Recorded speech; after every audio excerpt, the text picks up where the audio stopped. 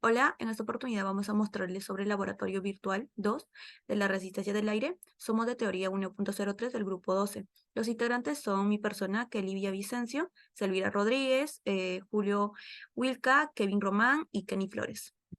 La gráfica de t versus x no es una línea recta, se asemeja más a una gráfica de función logarítmica. En un caso ideal, en donde la pelota se encuentra en el vacío sin resistencia del aire, la velocidad en el eje x debería de ser constante, por lo que la distancia recorrida sería dada por una función lineal. Sin embargo, en el problema se consideró el movimiento de una partícula en un sistema que presenta aire. El aire se opone al paso de la partícula, por lo que se genera una fuerza de arrastre que se opone al movimiento, y hace que la partícula pierda velocidad. Esta pérdida es proporcional a la rapidez, por lo tanto no es esperable que el movimiento en x sea una línea recta, sino una parábola que represente la pérdida de velocidad y que termine cuando la pendiente sea cero. Pregunta 11. De la pregunta 2, ¿por qué las dos últimas gráficas se parecen?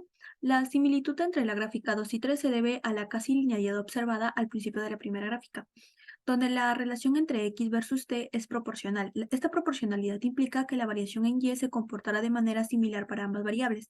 Asimismo, ambas gráficas tienen una forma parabólica que es cóncava hacia abajo, pero una de ellas está más orientada hacia la derecha, justamente por la manera en cómo la relación entre x y t deja de ser proporcional y tiende a valores más pequeños en x con respecto a t. 12 de la pregunta 4. Compara y explica las similitudes y diferencias entre dicho movimiento con el caso donde sí hay resistencia del aire.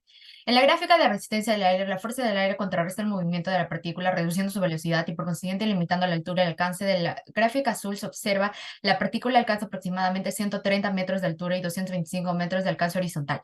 También se nota que inicialmente las partículas siguen trayectorias similares, pero la presencia de la resistencia del aire provoca que divergen con el tiempo. En contraste, en la gráfica de resistencia del aire, al no existir fuerzas opuestas más que la gravedad de la partícula, alcanzar mayores distancias tanto vertical como horizontalmente, la gráfica anaranjada muestra una altura máxima cercana de 260 metros y un alcance horizontal que poco más de 400 metros. Al comparar ambas gráficas, se concluye que la resistencia del aire logra mayor alcance tanto horizontal como verticalmente en comparación con la situación en la que la resistencia del aire influye negativamente. Pregunta 13. De la pregunta 9, comente y explique las similitudes y diferencias entre ambas trayectorias.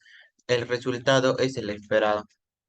Ahora, mirando el coeficiente de arrastre, vamos que la única diferencia visible está en la altura máxima donde la simulación es ligeramente que el conjunto de datos, por lo que en ambas trayectorias son similares, pero no idénticas, con base en los gráficos anteriores calculadas por el coeficiente de resistencia calculada previamente. La función recibe valores muy idénticos a los valores que se muestran en DataONS.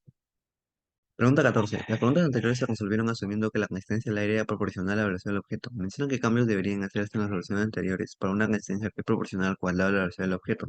La inclusión de la resistencia del aire proporcional al cuadrado de la velocidad de la segunda ley de Newton implica varios ajustes. El primer cambio sería en la ecuación de la fuerza de la resistencia en la segunda ley de Newton. La integral se ve afectada porque cambia el valor de B. En consecuencia, la resistencia del aire, depende del cuadrado de velocidad, desempeña un papel significativo en la trayectoria. También en la fórmula de la resistencia cuadrática, también hay ajustes en lo que es la expresión al trabajo, la energía cinética y por ende en la determinación del coeficiente de arrastre. Este impacto se percibirá de manera más sutil, ya que la resistencia cuadrática introduce una desaceleración más gradual a lo largo de la trayectoria.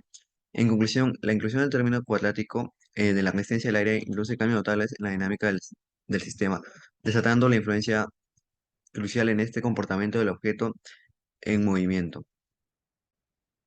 Muchas gracias.